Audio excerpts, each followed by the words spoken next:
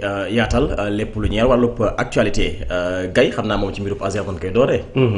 Comme ça nu gën a mën a am temps nooree ni leeralal nu bu baax a baax li ci bees par rapport ak décision bu ARCOP jëloon ci mbir moomu loolee daal di mujjee ca kanamu yoon gis nañu aussi ay politiciens daanaka yu porté woon li nga xam ne nag moo di mbirub Azer ak tour yu ñu doon def ci li nga xam ne nag moo di yenn village yi kon di leen si waxtaan bu baax a baax Ousmane Noreyni dafa am texte bu Jean-Michel Sène def dinu xamal ni lu tolloog fukki weer ak juróom ñu ngi doon jël boobu le dossier di si def li nga xam ne nag moo di désinformation ak manipulation waaye tamit bataille judiciaire amoon na ci moom mi ngi ñuy xamal ni APO Azer daal nay am li nga xam ne nag moo di dëgg ca kanamu yoon ginnaaw bu nu annulé décision bu ARCOP jëloon fële ca Cour suprême donc moom mi ngi ñuy xamal ni boobu le dossier vidé nañ ko.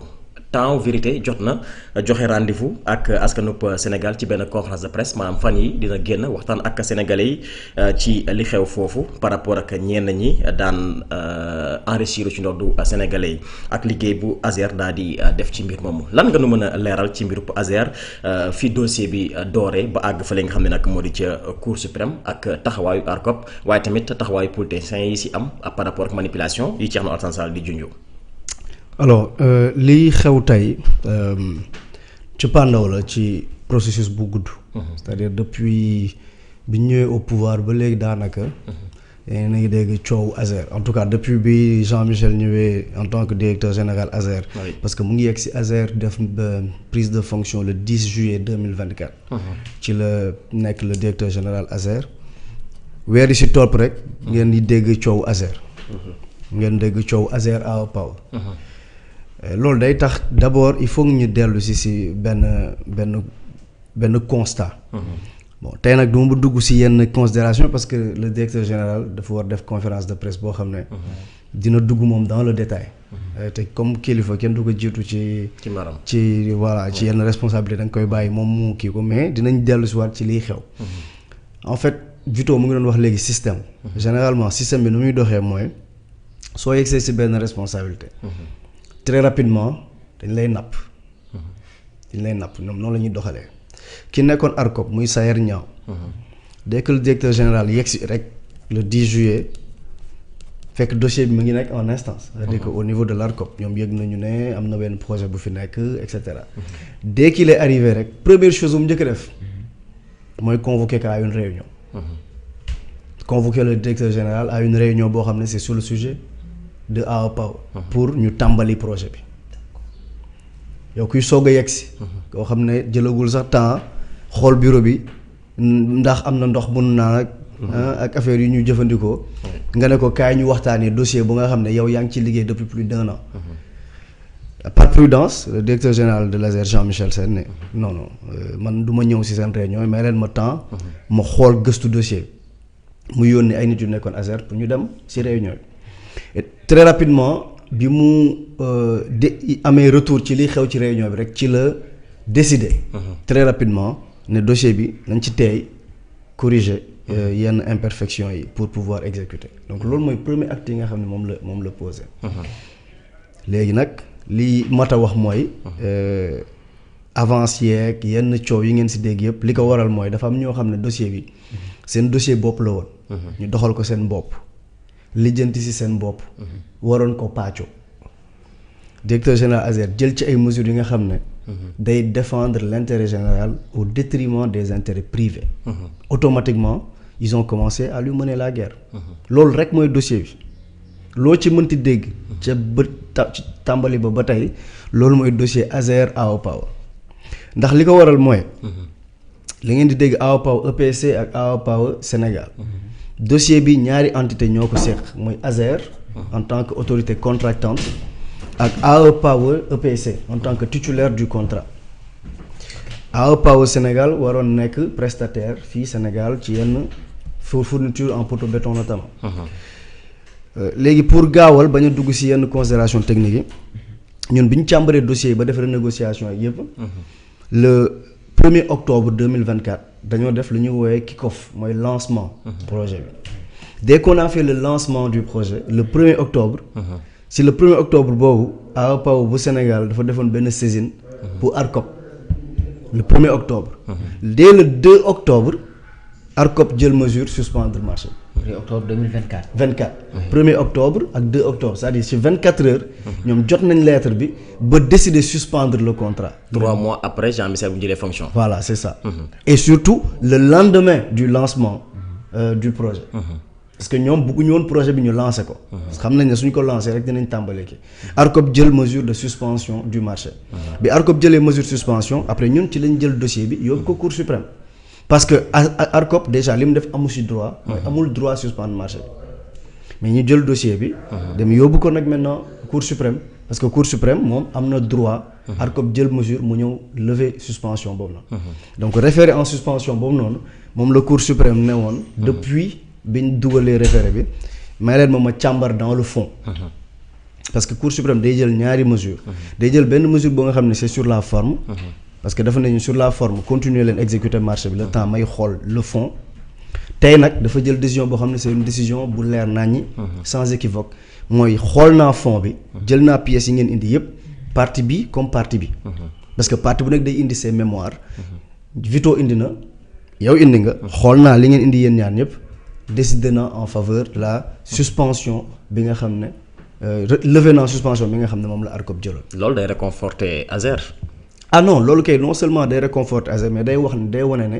ñëpp ñi nga xam ne ñu ngi doon wax ci dossier bi naan ay 37 milliards yeeg. lii ak nangam sangam ci ay caaxaan képp lañ nekkoon. ñun lañ tàmbalee woon a wax début bi mooy dossier bi amul benn giraawaale ba nga xam ne wala lox mboot ba nga xam ne. am na ci. en tout cas venant de nous.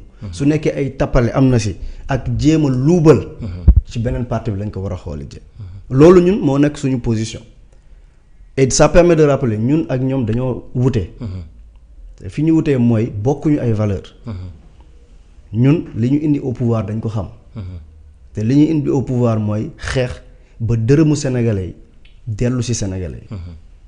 te lii xew ni directeur général dina ko wane ci conférence de presse am du lu bees.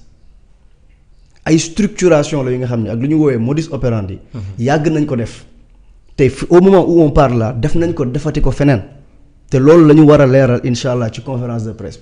donc si je comprends bien coow li yëpp mbir contrat la maanaam contrat bi ngeen fekk ngeen renégocier ko peut-être loolu du arrange ñenn ñi loolu moo indi polémique bi.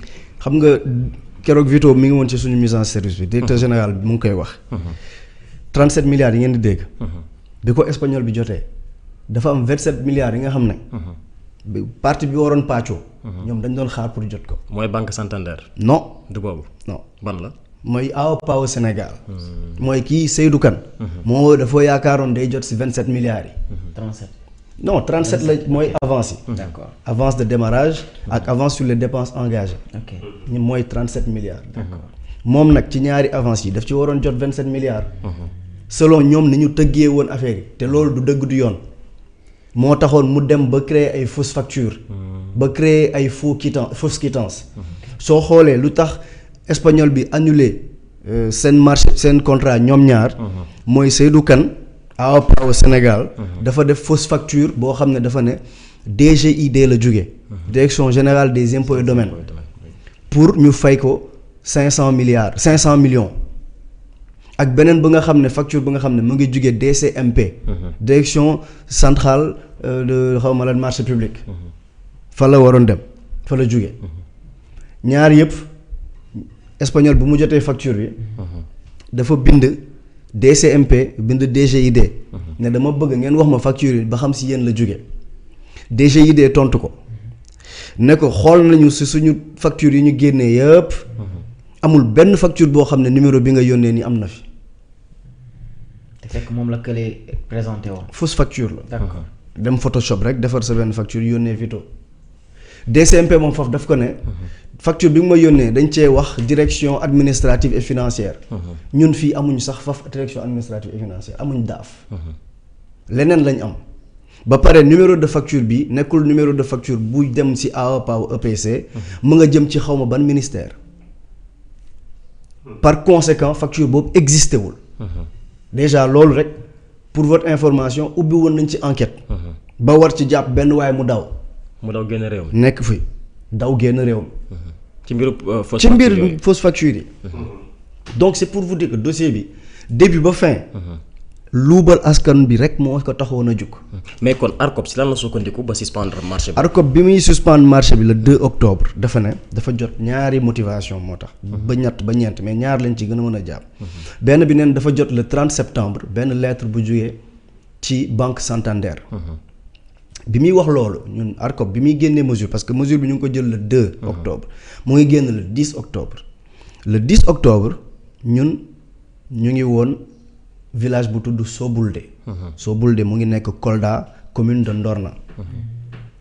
ma juumul dans la voiture on reçoit notification de la décision automatiquement on se dit mais lii mënul nekk lu tax mënul nekk mooy quelques jours avant le 18 septembre 2024 directeur général Jean-Michel Sène Mbaye Babacar Diouf conseiller technique en stratégie du DG Fidèle Djissibone Diémé secrétaire général du DG dañoo demoon mission Espagne mission boo xam ne c'est une mission conjointe ASER AEPAO EPC la banque Santander ak le crédit espagnol à l'exportation ñoom ñeenti parties yi ñu bind benn PV ñëpp signé ko ñoo ne marché bi kenn du suspendre financement bi la lettre existe PV signé par les 4 parties le 18 septembre le 30 septembre c'est-à-dire 10 jours après ARCOP ne jot na lettre bu nga xam ne mu ngi jóge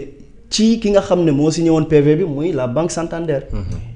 Partant de ce constat on est dans la voiture du DG on se dit écoute on va écrire maintenant au crédit espagnol à l'export pour laaj leen automatiquement on écrit au crédit espagnol à l'export un courrier yóndee leen ko sur le champ quelques heures après bu ñu koy bind on n'était pas encore à Sobulde on était à Sessène ici à Mbour bi ñu yegg Kolda ñoom ñu tontuñu crédit espagnol à l'exportation tontuñu ne compte tenu de ñun li ñu waxante woon le 18 septembre et surtout de li nga xam ne yëg nañ ko te xam ko mooy banque bi bindul ne day suspendre financement et même la banque weddi na loolu ne mosul wax ne dafa suspendre financement oui le secrétaire général du gouvernement moo leen saisiroon à l'époque c'était Al Aminou Lo moo leen si ne leen est-ce que yéen a wax ne da ngeen di suspendre financement banque bi si boppam ne ñun waxuñu dañoo suspendre financement décaissement yi ñu la ñu suspendre te loolu ñun ñoo ci déggoo woon le 18 septembre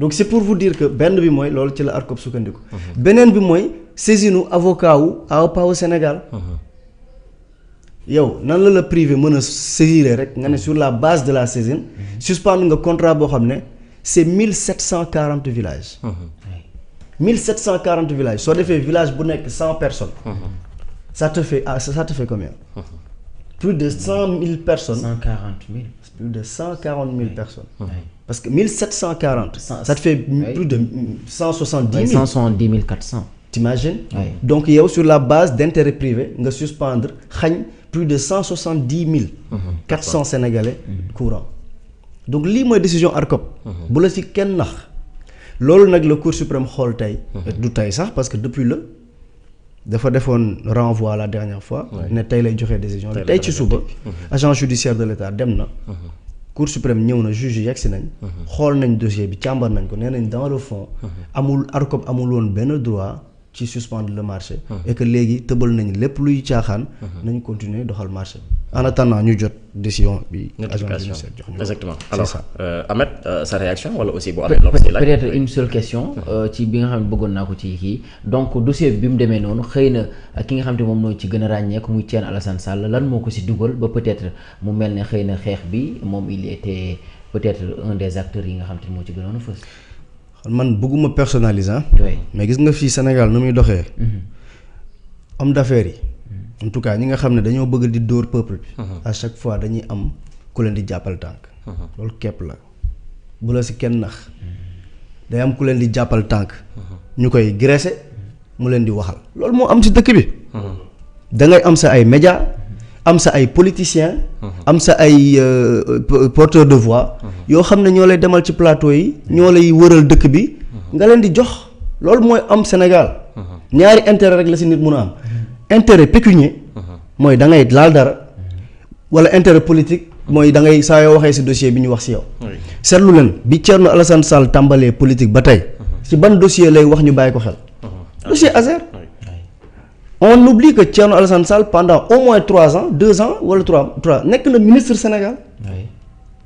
nekk na directeur sous l'ère Macky Sall nekk na directeur général. Pourquoi il parle pas de son bilan lu tax du ñëw ne man de ba ma nekkee ministre def naa lii ba ma ni nangam sangam mais c'est comme ça qu'on avait l'habitude de voir politiciens yi di def. mooy ba ma nekkee ministre def naa fi lii ba ma nekkee DG def naa fi lii.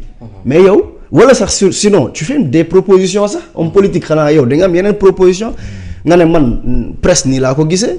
man agriculture nii laa ko gisee mais yow Azer rek ngay wax. ba pare moom xam na ne Seydou Kane dafa surfacturé xam na ko Thierno Alassane Sall. il était ministre de l'énergie. xam na le Puelec. yan prix la homologué ci ay poteaux béton. Thierno Alassane moo ma ko gën a xam man mi ma la gën ko gën a xam. amoon na benn rumeur bu ñu soon am naan poteaux yi ñu ngi ko doon jaayee 1 million. or 200 000 non déggoo ma ne Thierno Alassane xam na ko lii ma wax nii. moo la ko gën a xam. poteau boo xam ne 200 000 lay jar 236 000 nga koy facturer 1 million. fois 19 000 nangam sangam poteau yoo war a livrer. ça te fait 15 milliards de surfacturation. 15 milliards de surfacturation yéen doo leen posé wu benn question ñun. est bu ñu àndal ci dossier bi war na interpeller. yoo xanaa nit suñu lay jiiñ ne da nga jël sax di nga xaw a tiit sax wala kii. mais ñun tranquillité bu ñu àndal ci dossier bi xam nga lu tax. parce que ñun yàlla rek lañ yaakaar. ñun yàlla teral nañ ba pare. xam nga la moo tax teraanga mënul weesu. nga nekk xale yàlla may la possibilité ngay servir sa dëkk. loolu teraanga mënu ko weesu. ñun yàlla mënutuñ defal lu ëpp lu ñu defal nii ba pare. y a combien de Sénégalais parmi lesquels yàlla choisir la ci ne la yow serviral sa dëkk. yonent bi saa sallam nga waxoon xubbul watan minal iman bëgg sa dëkk ci gëm yàlla la bokk. yow nga yeewu di xëy ba ngay nelaw ci luy bëggal sa dëkk. Vito ñëw na keroog ci mise en scène bi saa waay xam naa y a un avant et un après. parce que bu mu ñëwee gis population yi. am électricité moom sax yéem na ko quoi. nga xam ne ñi parce que da ngay dégg ñu naan depuis 1960 c'est pas depuis 1960. c'est depuis leur existence. parce que 1960 démb la mais depuis leur existence. bërki démb rek am na village bi moo mu ne village bi. 1922 lañ ko sanc. 1922 lañ sanc village bi. c'est pour vous dire à quel point. le affaire yi grave. te ci seen projet yi lay soog électrifié. oui. ay Vito on était ensemble gis na ay nit yoo xam ne ñu ngi soog a am courant. ci projet Azer ak Awa Power bi. donc c'est pour vous dire ñun ak ñoom en fait bokkuñu quoi. yàlla rek moo tax may wax nekkul pour ndamu wala dara mais daa am ñu nga xam ne. seen poche boo leen bëggoon reyloo Sénégal yëpp pour seen 1 million. wala 1 milliard daf leen koy jaral. parce que noonu la leen noonu lañ mel. ñun nag meluñ noonu. alors balaa may ñëw ci Vito da nga wax ni li nga xam ne nag moo di contrat Awa Power Sénégal ak Azer ak li nga xam ne nag moo di Awa Power EPC. daanaka seen objectif mooy électrifier lu tolloog 1740 villages. ARCOP jëloon décision suspendre li nga xam ne nag moo di boobule liggéey nu gis aussi léegi-léegi Mohamed mu ngi koy tudd par rapport ak démarche yu honorable député Thierno Alassane Sall def fan yi bi ngeen di dem di électrifier yeneen village moom aussi mi ngi woon ci yeneen villages yi di wane ni carrément. koppar bu ñu waroon génnee pour yóbbu li nga xam nag moo di courant tollu ci 37 milliards yaa ngi koy tudd léegi loolu amaan na àggul fu mu waroon a dem. tey jii village yooyu dafa bokk ci 1740 villages yi ngeen waroon électrifier wala moom ci village yu mu demoon. non moom mënu ko xam. waaye moom mënul xam yenn village ñoo ci bokk ak yenn village ñoo ci bokkul. liggéeyewul Azer bi. il n'a pas le projet. Il n'a pas le projet en tout cas le nom des villages à sa disposition. xamu ko moo tax nga war nu leeral ndax moom fi mu. non c'est-à-dire que Sénégal c'est plus de 22 000 localités rurales. suñu waxee localité rurale mooy village ak hameau. parce que ñun bëgguñu wax village kese. parce que dafa may village amay hameau. mooy sancaan yi làqu ci ginnaaw village. dëkkaan yu ndaw la. village ak hameau c'est plus de 22 000 léegi. projet bi war a jël 1740. aujourd'hui au moment où on parle. de manière factuelle il y a au moins 14 000 villages yi nga xam amaguñ courant. 14 000 même su nekkee am na ci biir 14 000 une bonne partie yi nga xam ne structuré nañ leen dans des projets. yow soo jëloon léegi nii carte Sénégal léegi. comme ni ñu daan def temps xale nga ne pilif ali dërëm. su nekkee 14 000 amaguñ courant sur 22 000. ça veut dire un village au moins sur 3 amaguñ courant. su ma neexee tout de suite man ak yow léegi mën nañu wër léegi nii tout de suite bala mais moom fu mu dem sax dafa sori Kolda dafa foofu Tamba dafa sori. soo génnoon léegi Thiès tout de suite nii ma yóbbu la ay villages ay milliers de villages yoo xam amaguñ courant. su la neexee léegi nga yuuxu ne Jean-Michel liggéeyul parce que Thiès kéewaguñu courant c'est-à-dire il faut être sérieux gis nga yi gars yi di def nii yëpp. lenn kese la mooy guerre d'influence. mais autre chose fan la jëlee moyens yi. duñu laajte lool. député la. mais 1 million 300 lay gagné. député 1 million 300 lay gagné. 1 million 300 la député di gagné. moom depuis lors il tient avec quoi. je donne grâce à ces. mais xanaa man j'espère que les médias vont lui demander fan la jëlee xaalis parce que yow amoo 100 membres dans ton parti yu cotisé. c'est que en fait il faut qu'on soit sérieux te Cour suprême kenn mënul wax ne ñun dañ daa far ak ñun. barki démb rek le ministre Alioune Sall. Cour suprême rejeté na ay kii ñun ñi ASER Cour suprême dans le fond daf ñu ne on dem leen bàyyi ma xool dans le fond ñëwuñu tëb rek donc voilà c'est pour vous dire que en fait man bëgguma sax di wax ay waxam parce que dafay mujj mel ne comme si moom dafa am importance boo xam ne sax daanaka amu ko sénégalais bàyyiwuñu ko xel ñun ce qui est important pour ñun mooy à la fin de la journée suñu xoolee suñu bopp ci glace bi lan la ñuy gis des jeunes yoo xam défendre nañ l'intérêt général. lu tax nag bugguma dugg ci détail c'est pas dossier bi c'est li xew ci dossier bi. c'est extrêmement grave. yéen a ngi wax Thierno Alassane rek mais ñi def n'importe quoi ci dossier bi. non dañoo bëri. énormément de gens énormément. tudd nga léegi sa ñaaw. non xoolal su ma doon tudd tur yi fii tout de suite nii dañuy daw. donc il y a beaucoup de gens derrière tout. Il y a énormément de gens. Okay. Énormément. Il s'est passé énormément de choses. Des coups de pression. Ay pièges. mais lii yëpp Jean-Michel dina ko leeral. mais faaw mu leeral ko faaw mu wax ko. moom recevoir na ay pression. non recevoir na ay. lu ne. loo imaginer. et c'est le lieu de féliciter et de remercier le premier ministre Ousmane Sonko. qui a fait un travail extraordinaire. qui nous a soutenus. jàppale ñu. parce que ci acte ba mu ci njëkkoon a def woo ko ci kaw scène ba fële je pense. non yow loolu sax loo leen gis la rek loolu bëri woon nañu. non loolu sax loo leen gis la rek. li ngeen gisul sax moo raw. ci jàppale. c'est-à-dire ci xam dëgg te di ko wax. c'est un monsieur pour qui j'ai énormément de respect. au-delà du fait li am ci biir dossier bi. non au-delà du fait de faire partie de Pastef. su ma bokkuloon Pastef c'est sama respect si les ëpp si moom. yàlla rek moo tax mais c'est un monsieur pour qui j'ai énormément de respect. ci bëgg Sénégal ci bëgg préserver les intérêts du peuple. yàlla rek moo tax may wax ça c'est sans considération de rien du tout. man mun naa dund sans xam Ousmane Sonko moom mais yàlla rek moo tax may wax barki Serigne Touba Mbacké c'est un monsieur pour qui j'ai énormément de respect. ci lépp nag. lu jëm ci défendre l'intérêt du peuple non man mësuma gis ku amee nii fulla ak fit ci défendre les intérêts du peuple. et il a fait lui aussi certainement. Face à des pressions sur ce dossier parce que dossier bi il faut nga xam ne quand des histoires de milliards entrent en jeu ci benn homme d'affaires bi nga xam ne ñi moo doon graissé ñëpp graissé na leen moom récupérer rek moo ko dese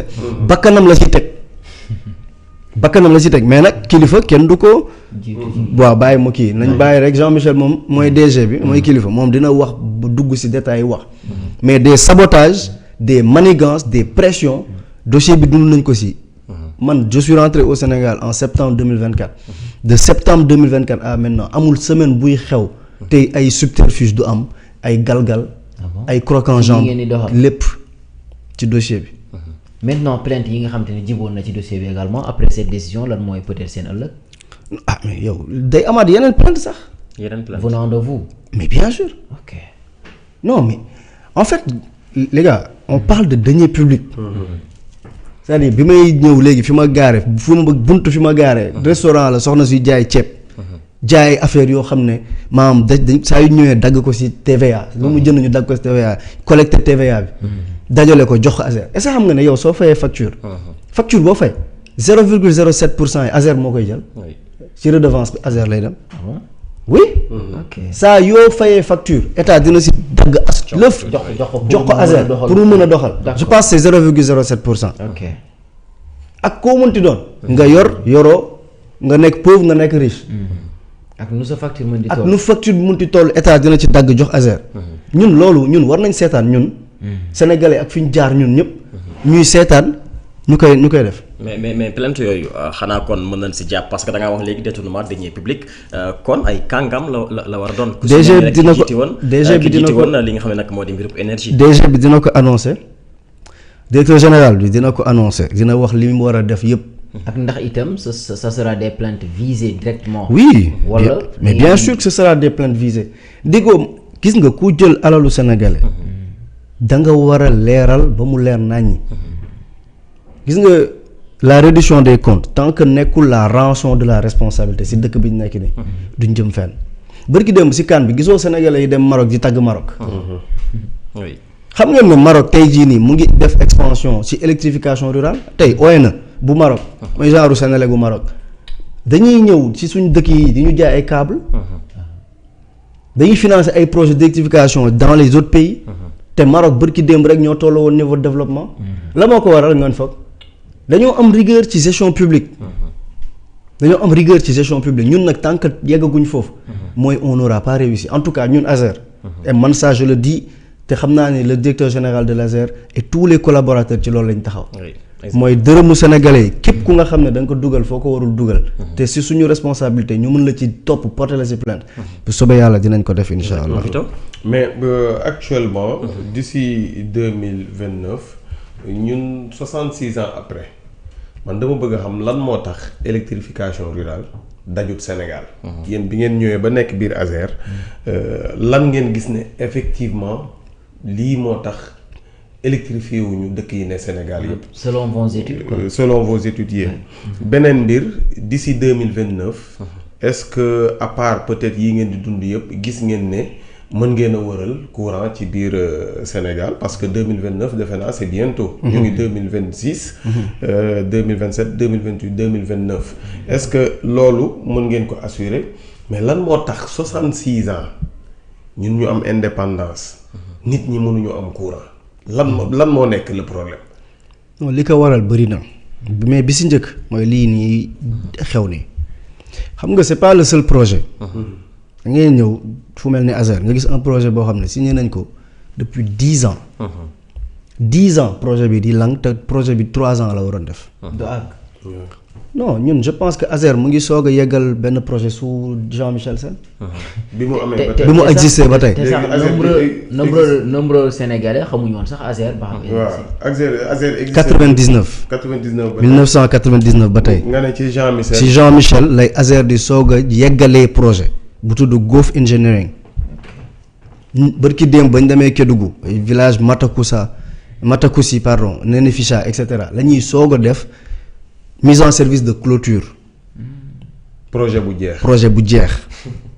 te il aura fallu dajale acteurs yi waxtaan teg mbiri ci yoon enchaîner xam nga pression sur les équipes et cetera ba mu ngi soog da ngay gis des projets yoo nga xam ne xaalis bi libéré nañ ko bu yàgg. mais Thierno Alassane mii di wax dossier OS Mina c'est sous lui qu'on l'a signé. OS Mina c'était plus de 1000 villages yu mu waroon électrifier ba tey jonn yàlla tey 300 villages matagu ko. te xaalis bi génn. lépp a génn. te fekk moom moo nekkoon ministre de l'énergie. loolu dañ ko ci war a woolaat ko. benn mooy amul woon rigueur mooy rigueur bi ñu war a def dëgg defuñu ko. suñ la commandé micro ne la micro bi dafa war a ñëw lundi. mën nga ko kii vendredi. duñ la tenir rigueur de rien du tout. loolu benn la ci kii. beneen bi mooy fullaal électrification rurale. c'est-à-dire que autorités yi fi jóge fulla lu ñu woon électrification rurale. ba pare aussi su ma nee autorités yi mooy ñi nekkoon ASER mooy les directeurs. ak tamit les présidents et autres. ba ci ministère tutelle bi. aussi ministère de tutelle. xam nga ku mel ne Birame Souleye Diop par exemple bi mu yegsee ce qu'il a fait mooy dafa def lu ñuy wax unité de coordination du secteur. woo ñëpp ne ñëw leen ñu waxtaan ñu xool secteur bi c'est quoi les problèmes et naka lañ mën amee une meilleure coordination. loolu ça a permis aujourd'hui nga xam lan la ASER war a def. lan la Sénélec war a def. lan la PUDC war a def yeneen acteurs yëpp la lañu MCA et cetera. nga xam mais avant da nga doon ñëw bëgg samp poto benn village ñu ne la fii PUDC ñëw na fi ba pare. chevauchement yooyu noonu taxoon na amul woon lisibilité sur le secteur mais surtout beneen bi mooy bëgg sa réew. loolu mooy dénominateur commun. mooy nga xam ne dund te amoo courant warta ne. warta ne c'est-à-dire que loo mënti def. ñun Afrique dañoo nax ci ce qu'on appelle la cantophrénie. mooy développement mooy stade yu rafet. autoroute yu rafet. ay building loolu mooy c'est de l'économicisme BRT TER et cetera c'est de l'économicisme te conséquence mu indi mooy da ngay gis la macrocéphalie que ça crée à Dakar. Dakar noyeetul. parce que tous les investissements sont faits à Dakar. mais keroog Vito visité na kii bu ñu def chambre froide bi. benn chambre froide boo xam mu ngi toll ne seen studio bi wala mu ëpp ko tuuti. ça touche 1000 femmes. 1000 benn chambre froide. c'est 1000 femmes parce que c'est plusieurs GIE pardon ñoo ci intervenir ay femmes yoo xam ne dañuy nekk dans la culture maraîchère ay carottes ay salades ay kii. mu leen jëriñ par rapport ak stockage. balaa stockage bi doon am. lu ci ëpp dañ ko doon dem yàq dañ ko doon dem tuuri day yàqu. mais tey jii nii ces 1000 femmes là. elles ont la possibilité dem stocker ko ci chambre froide. on est en train de faire d'autres investissements yi nga xam ne ay activités génératrices de revenus lu mel ne ay usines de glace et cetera. yuy permettre aux pêcheurs su ñu defee seen kii ba pare ñu mën a ñëw stocker ko foofu. d'autres projets mais c'est pour vous dire que nekkul woon priorité pour les autorités yi fi jóge loolu kese la. loolu képp la moo tax ñun ak ñoom du yomb. parce que ñun nu ñuy gisee ak ñoom nu ñuy gisee bokkul. mais ñun nag ba suñu borom diñ fi jëlee. lépp li nga xam ne c'est suñu responsabilité la. xam nga auteur da doon wax ne aux Zambiens la valeur n'attend pas le nombre des années. ñoom nag foofu lañ juumee. parce que dañuy ne bon comme je t'ai dit ah Sayer Niang quand il appelle première fois non bon jeune homme tu connais pas les marchés publics laisse-moi faire. c'est comme ça qu'il essaie de napp la. soo amul dëgër tuuti rek. ñu dox sa kaw. nga woyadi. parce que bon ils ont fait quoi 40 ans dans le secteur et cetera c'est comme ça qu'ils font. mais nag bon là il y a une nouvelle équipe il y a un jeune certes Jean-Michel Sène mais avec beaucoup d'expérience et surtout beaucoup de patriotisme et de volonté. et Inch'Allah pour rek compléter 2029 c'est bien possible. parce qu'on a dañoo liggéey ci lu ñuy wax plan stratégique de développement. mooy dañoo am ay experts en plus de l'expertise du DG. ñoom Mbaye Babacar Diouf en tant que les conseils techniques et tous les gens de l'ASER. dañoo ñëw toog xalaat PSD bu bees tax. plan stratégique de développement. loolu tamit dinañ def benn journée portes ouvertes avec toute la presse. ñu ñëw ñu expliquer leen exactement comment on veut faire pour atteindre l'accès universel en 2029. exactement mu nekk lu am solo mais tamit ci mbir moomu naam yaa ngi koy tudd sànq mbirub 37 milliards yi plainte amoon na si Thierno Alassane Sall saisiroon na pôle judiciaire financier porte plainte contre X na jàpp na ni koppar googu dañ ko daal di lubal plainte boobu jusqu'à présent xëy na peut-être actuellement l'actuel DG Jean-Michel Sène xëy na dina dem tontu ji ci mbirub 37 milliards yooyu naam Thierno Alassane Sall contre X la daal di def. non xam nga wolof dañ naan tungu ne du teew ñuy natt ci ëkk. en tout cas waa Ndar ñun noonu lañ koy waxee. tungu ne du teew ñuy natt ci ëkk. man su ma nee yow da nga jël. du ma wax ay X ak ay Y. damay naan. littéralement Vito mii dafa jël. c'est tout peut-être que nag ñu ngi wër X. d'accord xam nga X. nañ xool xam équation bi. kañ la ñuy xam kan mooy X. mais daal on l'a réaffirmé. moom su nekkee ne moom lu ñu wax leer na ko. na jàkkaarloo le directeur général Jean-Michel ne ko yow yaa jël. mais beneen bi autre chose. si Jean-Sylvain Bailly moo doon wax la publicité et la sauvegarde du peuple. yow yaa ngi wër di wax. yaa ngi yàq déjà que moom war nañ ko sax woo parce que impact environnemental am mu ngi commencé bëri. tous les 2 jours nga taal sa oto dem yàq écologie bi yëpp xam nga taxawaalu sonal nit ñi. mais yow ki ngay wax tous les jours woo na la en débat quoi de plus normal.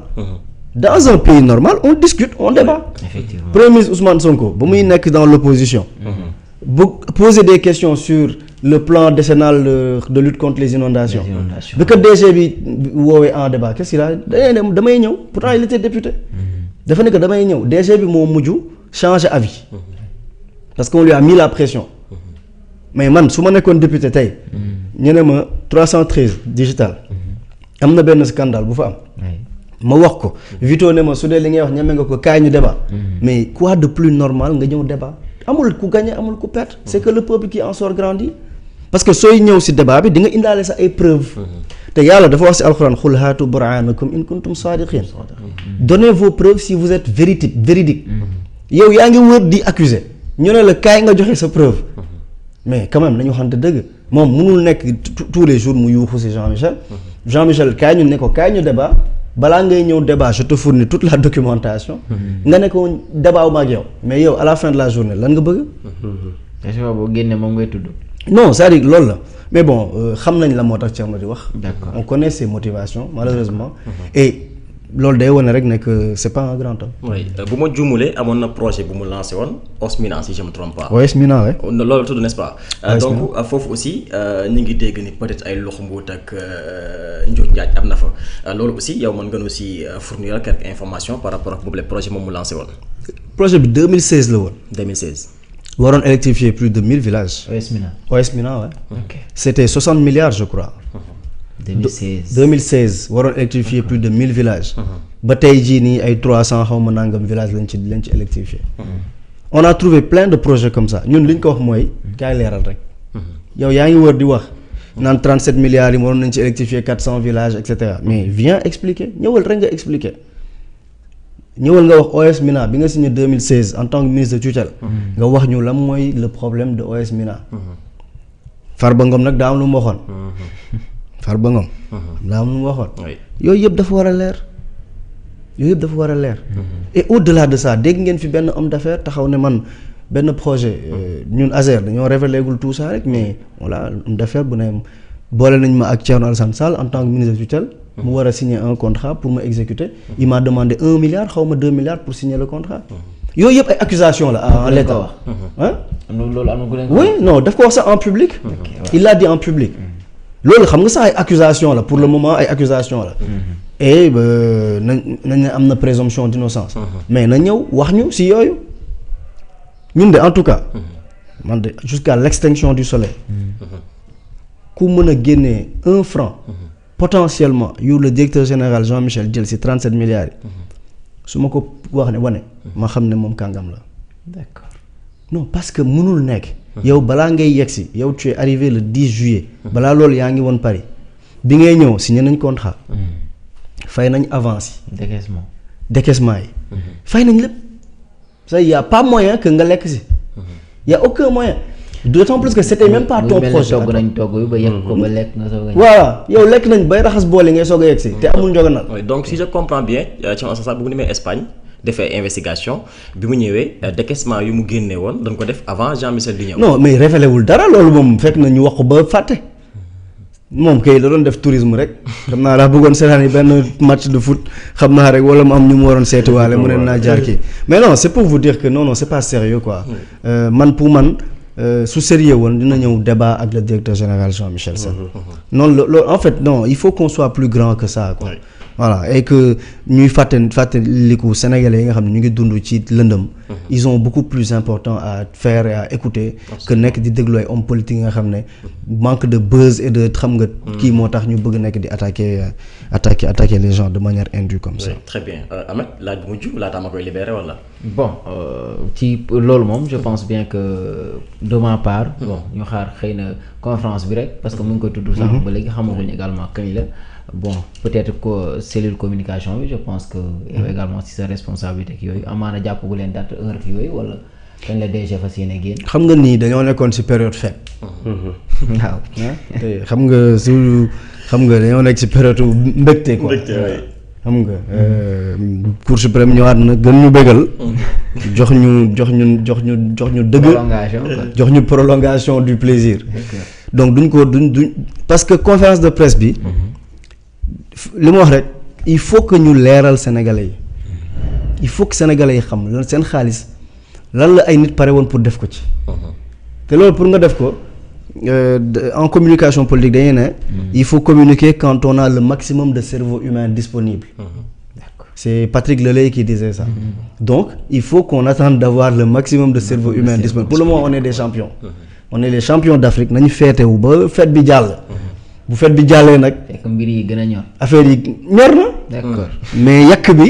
dañuy retarder waat un peu le plaisir quoi xam nga ndar dañuy def loolu. gars yi gën a xiif. xam nga waa ndar dañuy def loolu su yàq bi paree. au lieu ñu ñëw rek yàq ni dañuy lal ba pare. indi kudd yeeg yëpp indi raxasu yeeg yëpp léegi ngay toog di xaar léegi nag xaar bi lu muy gën a yàgg rek plaisir bi di gën a développé donc fa la ñuy kii mais très rapidement pour être plus sérieux très rapidement dinañ def conférence de presse bi incha allah et 313 digital ça nous fera plaisir de vous accueillir pour ngeen ñëw fekkee conférence incha allah merci beaucoup Noreyni jaajëfal bu baax a baax macha allah la tontu yi leer na naññ par rapport ak li nga xam ne nag moo di mbirub Azer sant la gërëm la amoon mbégte dal la 313 digital jox la rendez-vous très prochainement si wàllu actualité aussi avec plaisir merci beaucoup mais Noreyni bala moo dem quand même gis nañ ko ci il est très très actif ci li nga xam ne moom ci réseau yi xeer yi gars yi parfois da ngay gis gars yi naan Noreyni sur tout ce qui bouge loolu également surtout li nga xam ne moom moo fi jaaroon fan yi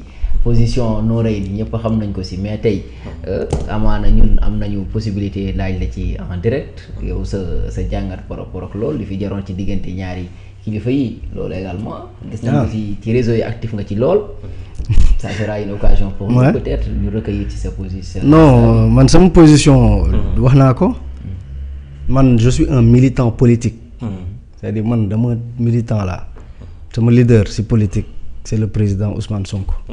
J'ai énormément de respect et d'admiration pour le président Bassirou Diomaye Faye qui est un camarade de parti ñoom ñaar ñëpp laa jox cër te li ma xalaat ci biir instance su parti bi laa koy waxee du ma ñëw ba ci plateau télé di xarab kii wala déedéet ce qui est constant moi je suis un militant politique de Pastef depuis 2016 ba may nekk université Gaston Berger laa jënd sama carte di politique sama leader politique mu ngi tudd le président Ousmane Sonko mooy sama leader politique su ko nekkatul du doon keneen président Ousmane Sonko mooy sama militant mooy sama leader j'ai énormément de respect d'admiration et de déférence pour le président Bassirou Diomaye Faye bind naa nag benn texte doon wax dans la trajectoire du monde et des luttes révolutionnaires coow yi nga xam ne mënta ñàkk yéen a ngi gis keroog l'histoire de Maduro et cetera soo leen demee Bolivie wala Venezuela di nga gis ne le chavisme a été parfois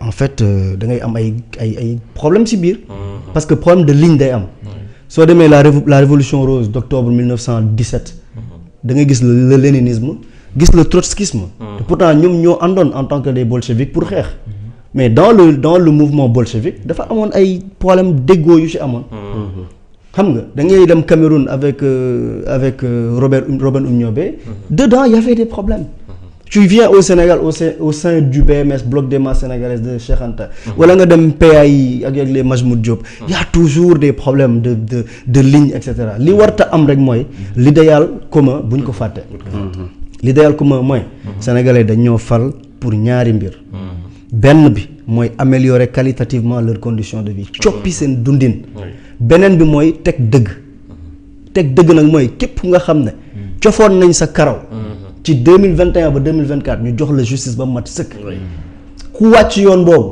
yaa ngi ci njuumte te gëwuma ne sama akulaay taala ni le président Ousmane Sonko ni le président Bassirou Diomaye Faye wàcc nañ ko maintenant nag nañu xool dans les prochains mois à venir les développements qu'il va y avoir mais en tout cas je le répète sama leader politique c'est le président Ousmane Sonko et je reste encore fidèle au président Ousmane Sonko et au président Bassirou Diomaye Faye di ñaan suñu borom dëgëral leen ñoom ñaar parce que si seen ànd rek la Sénégal di baaxee man loolu laa gëm man je ne suis pas un marchand de trucs là je ne suis pas quelqu'un bu nga xam ne tàqalikoo dama koy wër wala dama jàpp ne suñ tàqalikoowee dina am man lu ma ci gën non sénégalais gañew ñu dara si président Diomaye Faye ak Ousmane Sonko tàqalikoo donc ñun li ñu war a def mooy di wax dëgg te it di ñaan suñu borom dëppale xol yi pour que ñu mel comme ni ñu meloon pour le bien exclusif des Sénégalais. merci beaucoup Ousmane Noreyni jaajëfal bu baax a baax di am mbégte rek dalal la fii si 313 digital alors Vito ca ginnaaw loolu xanaa ma bàyyi la nga accompagner ko dikkaat ñu koy gërëm rek te xam naa ndaje dina gën a yaatu. bien sûr te comme bi c'était juste en exclusivité seen mbir mi génn Cour suprême wax moom il a été assez peut-être ne xaaral ma ñëw communiquer ak sénégalais yi mais incha allahu rabbi ce n'est que partie remise di nga ñëw jàkkaarloog gars yi bu boobaa spécialement ngeen wax ci information ndax fu mu toll loo ci wax lu dul wàllu football moom defe naa ne gars yi du ñu la liggéey bien sûr effectivement waaw kon ñu ngi lay gërëm bu baax a baax on attend aussi après conférence de presse bi Jean-Michel Sène entretien exclusif ak moom bu soobee suñu borom. kon Ousmane ñu ngi lay gërëm bu baax a baax. ci loolu balaa muy dem xëy na yóbbante la rek. loo xamante ne ñun personnellement man de en tout cas de ma part. dama la koy yóbbante que ça soit yow ak ñi nekk ci li nga xam ne moo di parti bi wala ñi nga xam te ñoom di ci ASER ki yëpp. il faut ngeen gën a jege li nga xam te moo di la presse. parce que jot leen parfois dafay xaw a metti jot leen parfois pour que ça soit des entretiens que ça soit ci ay plateau wala ay émissions yoo xam te ne débat la dafay xaw a metti gaa nag nit boo yore ay responsabilités feneen parfois sa temps du la ko moy mais il faudra que parfois ngeen dagg ci seen temps lenn di ko itam partage ak li nga xam ne di la presse comme ni nga ko defee tey di la ci féliciter mais surtout ngeen ci yokk presse bi sax intéressé wu ma non bu ma waxee presse bi c'est grâce à 313 non c'est vrai non dégg nañ Fred à chaque fois tu peux lui demander dama koy contacter lu bari pour yow wala pour ñeneen mais à chaque fois dem bu ma revenir danaan ma tey disponible wala suba disponible wala semaine bi disponible au fur et à mesure muy am da ngay mujjee xaddi quoi. waaw non dégg nañ conseil bu baax te dinañ ci bàyyi xel. c'est juste que aussi dafa am période booy waxee ak période boo xam mënoo wax. buy taw kenn du fobeere. te ci période yu ñu jugee nii. wax dafay jafe. ndax loo wax ñu surinterpréter ko. mais man mon numéro reste disponible. ku ma soxla dina ma jot est-ce que dinaa dem fépp wax non. du ma dem fépp wax. damay choisir fi may waxee. et quand parler. mais par contre ci li ñu dénk mooy électrification rurale. ku ma ci contacter am ci information. su ma mënul ñëw wax tamit. village boo soxla pour xam ba xam mu ngi ci projet wala truc dinaa la defaral fichier Excel yónnee la ko. je le fais pour tout le monde quasiment. mon numéro reste disponible aw ma ci benn problème. mais su wax jotee te waxin bi jàppandi. amul benn problème dinañ ñëw wax et je ne suis pas le seul à parler pour l'ASER. Non, même si je suis le directeur de la communication il y a toujours d'autres gens qui sont disponibles pour ñëw wax. en tout cas dem leen zone Daaru bi nag électrifié. Daaru Muxti. zone da mais fa lañ jógee keroog. waay bëri na loolu ay kii mais nee naa la bëri na ay villages yoo xam te ne soxla village yi bëri nañ incha allah. mais fii ak 2029. merci beaucoup jërë ngeen jëf. merci ça a été un plaisir. merci beaucoup jaajëfal bu baax a baax alors Mohamed nu wéyal waxtaanee parade bi nga xam ni amoon nag démb sunu gaynde yi daanaka ñëw sénégalais yi accompagner leen yóbbu leen ba fële ca palais présidentiel président.